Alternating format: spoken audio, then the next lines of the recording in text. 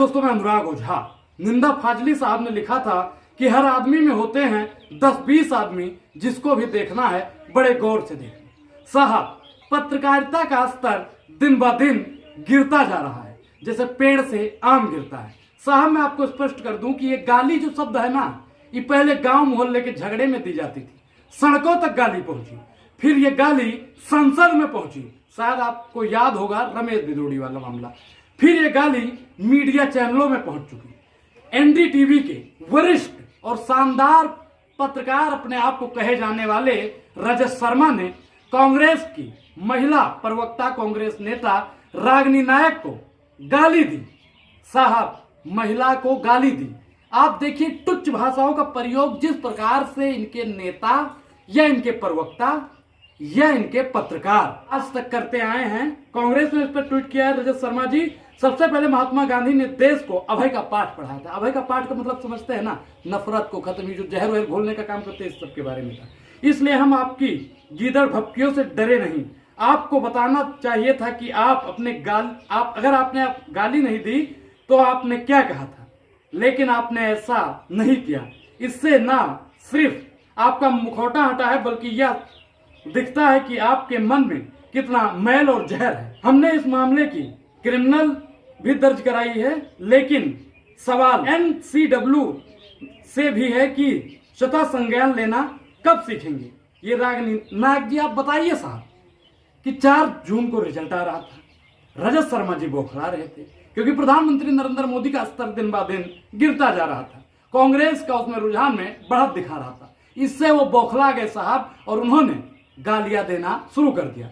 उन्होंने गुदगुदाया था। अगर साहब आपने गाली नहीं दी थी तो आपको स्पष्ट करना चाहिए था, लेकिन आपने गाली दी, आपको मानना चाहिए।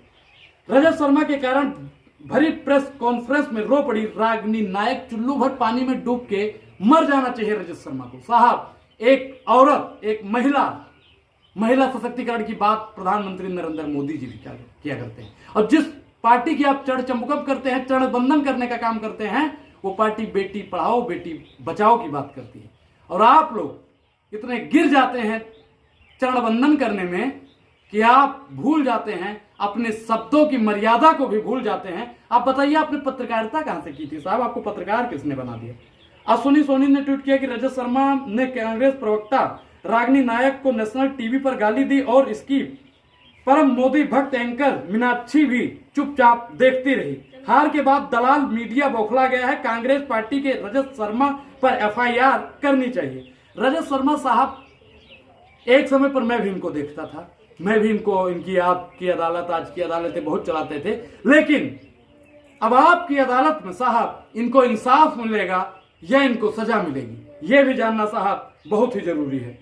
राघव द्विवेदी ने लिखा कि रागिनी नायक का भावुक होना जायज है। एक नेशनल टीवी पर जब आपको कोई अपशब्द कहता है, आप एक मेडल ड्रामा से गुजर सकते हैं। अगर इसी जगह सत्ता पक्ष की महिला होती, अब तक महिला आयोग का ट्वीट आ जाता और रेखा शर्मा जी अभी तक चैनल बंद करने की बात उठा देती, और रजत शर्मा जी को भी आनी चाहिए कि उन्हें माफी मांगने पर क्या परहेज है। अकड़ किसी की नहीं रहती साहब, अकड़ तो साहब किसी की नहीं रहती। जो अकड़े वो उखड़े, और जिसने सहा वही रहा। साहब, आपको माफी मांगनी चाहिए। आप एक महिला प्रवक्ता को जिस प्रकार से अभद्रता का व्यवहार कर रहे हैं, आप जिस प्रकार से महंगाई, बेरोजगारी, वास्तविक मुद्दा उठाने वाले लोगों का बाइकआउट और उनको ट्रोल करने का काम कर रहे हैं। आप विपक्ष को तो साहब टारगेट कर रहे हैं, आप विपक्ष को दिखाने का काम नहीं कर रहे हैं, वो अलग फंडा है। लेकिन आप एक बात सोचिएगा जरूर कि एक महिला नेता जो प्रवक्ता है, जो 4 जून को आपके टीवी चैनल पर बैठी हुई थी, आप उसको भद्दी भद्दी गालियां देंगे साहब, जो बिल्कुल सरासर गलत है, संविधान के खिलाफ है। ये रजत शर्मा 10 से 12 सेकंड पर धीरे से क्या बोला, सुने आप साहब, एक क्लिप जरूर सुनिएगा। लेकिन आप समझिए मैंने क्या कहा था, उसको मत मिसकोट करिए। मैंने कहा था कांग्रेस अगर 90 सीटें भी जीत ले तो उसकी जीत मानी जाएगी।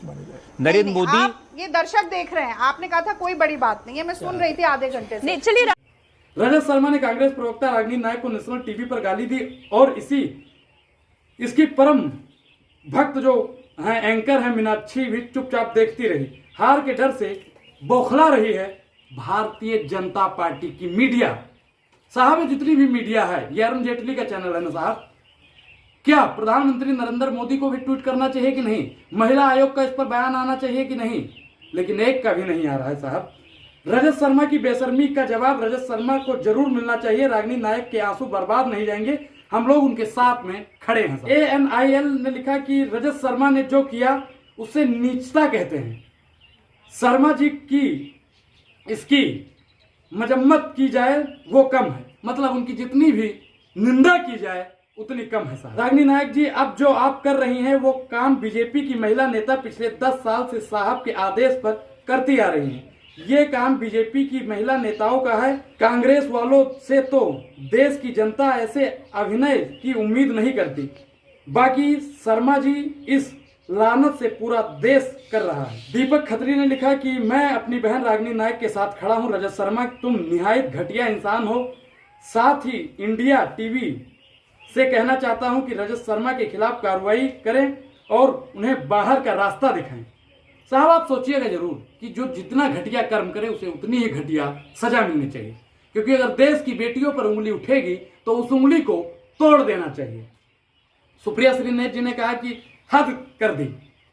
इस देश की पत्रकारिता के शिखर पर बैठे हुए रजत शर्मा जैसे लोग सिर्फ सरकार के चढ़ चंबुका भी नहीं बल्कि लोकतंत्र के हत्यारे हैं। विपक्ष के लिए इतना तिरस्कार, इतनी नफरत इनके अंदर साहब कहां से आती है? आप सोचिएगा जरूर। मैं बार बार साहब बोलता हूं कि आप टीवी चैनल देखना बंद कर दीजिए। पहले टीवी चैनल में क्या होता था, कुर्सी उठा के मारम पीटी शुरू हो जाती थी। लेकिन अब क्या है कि अगर अब कोई प्रवक्ता पत्रकार से सवाल पूछ लेगा या पत्रकार को घेरने की कोशिश करेगा तो वो पत्रकार प्रवक्ताओं को गाली देने लगेगा। रजत शर्मा जी, आपने मुझे गाली दी। ये वीडियो मेरे माँ बाप, ससुर, सास ससुर और मेरे बच्चों ने देखा। आपने मुझे गाली इसलिए दी क्योंकि मैं एक ईमानदारी से अपना काम कर रही थी। आपने सिर्फ गाली ही नहीं दी बल्कि इसके बाद मुझे धमकाना शुरू किया।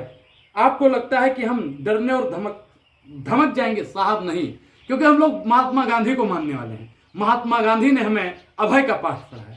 महात्मा गांधी जी, अगर एक चीज आप सोचिएगा जरूर, क्या आप मुझे गाली दोगे? क्या मुझे गाली नहीं आती है? आप मुझे मारोगे तो क्या मुझे मारना नहीं आता है? आता है साहब। लेकिन कांग्रेस की शालीनता और कांग्रेस की मर्यादा साहब इससे साफ स्पष्ट होती है कि हम लोग गाली का बदला गाली नहीं, हम लोग शालीनता से काम करते हैं।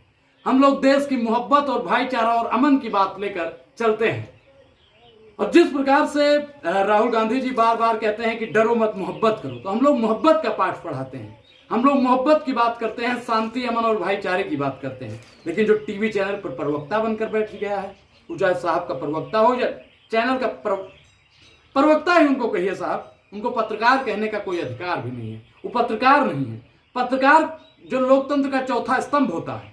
पत्रकार का मतलब होता है कि वो सत्ता और जो विपक्ष है उन दोनों से सवाल करे।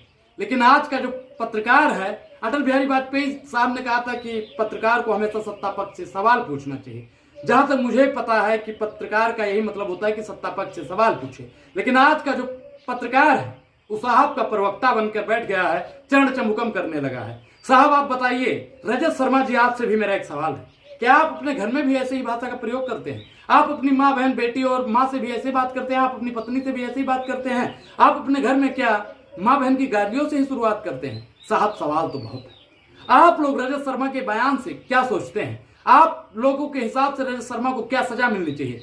क्या इनको चैनल से निकाला जाएगा? ये सब जानना साहब बेहद जरूरी है। इस पूरी बातचीत पर आपकी क्या प्रतिक्रिया? अपनी प्रतिक्रिया जरूर दें। और अभी तक आपने हमारे चैनल को ज्वाइन नहीं किया है तो ज्वाइन करना भी बेहद जरूरी है। वीडियो को लाइक करिए, शेयर करिए और चैनल को सब्सक्राइब करिए और अपने मित्रों में जरूर भेजिए। और हंसते रहिए, मुस्कुराते रहिए और देखते रहिए। जय हिंद, जय भारत।